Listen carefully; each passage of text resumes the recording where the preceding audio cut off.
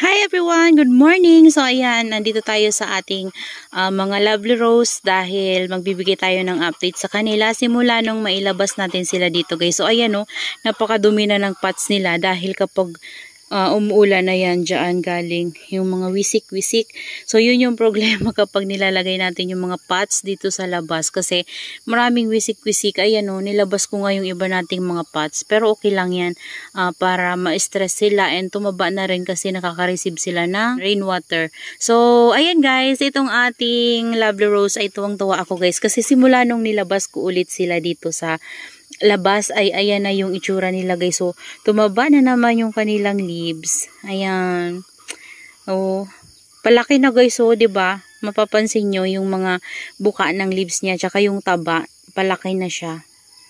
Ayan, tapos ito, 'di ba? Ito yung naano ng aso tsaka ng pusa. Ayan guys. So gumanda na din yung yung hugis ng kanilang mga leaves. So kumapal na ulit siya. So, kapag mas madami na ulit yung leaves nila guys, plano ko ulit yan kuhanan ng pang-leaf propagation. Yan, gusto ko talaga guys si Lovely Rose as in, favorite ko talaga siya sa lahat. Yan, hindi siya mawawala sa favorite ko kasi napakaganda ng mga shape ng kanyang mga leaves, para siyang roses talaga lalo na siguro kapag na-stress. So nakita ko kasi meron ditong nagpipink-pink, so kagaya nung ito yung, alam nyo ba guys, yung nagpipink-pink dito naging ganito. Ayan siya naging ganyan yung nagpipink-pink dito. Ayan, yun pala yung niya kapag nagpink-pink siya. May possible na may maano siya parang nagda-dry, parang iniinuman niya yung leaves. Ayan ito, nagpipink na naman siya ayan Ayan, pero all in all, ang ganda pa rin niya at ayan lumaki pa rin Lumaki yung mga leaves niya. Ayan. So, dito naman sa malaki natin, yung ating hybrid Lovely Rose, tapos may Lovely Rose din. Ayan guys, so diba, makikita nyo, napakalaki na naman ng kanilang mga leaves. Ayan.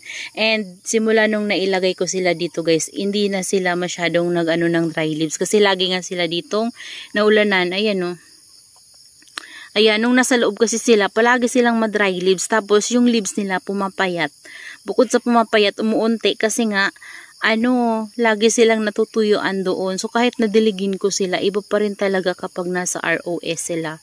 Ayan, ang ganda nila kapag nasa ROS. Kaya naman, naisipan kong pagawan to dito ng patungan sa labas. Kasi okay naman sila guys. So, ilang linggo na ditong palaging umuulan. Pero ayan, okay na okay pa rin sila. Gustong gusto nila. Ayan, stable kasi sila guys. Ito, stable naman talaga to. Kaso lang nabungkal lang to nung na disgrasya ng aso tsaka ng pusa. Pero ayan na sila guys Ayan after a week lang naman to, naka-recover na nung nilagay ko to sa loob ng greenhouse. Yan, hindi ko lang siya dinilig. And ayan, nilabas na natin sila lahat. Ayan yung aking mga Lovely Rose guys yung mga propagation ko guys, okay na okay naman sila. So ayan, maraming salamat guys sa inyo. Share ko lang po sa inyo itong ating Lovely Rose dito sa ating garden. Ayan, napakaganda nila. Yan, sana lalo pa silang lumago and lalo pa silang tumaba. So yun lang guys, maraming salamat and see you on my next vlog. Happy gardening po!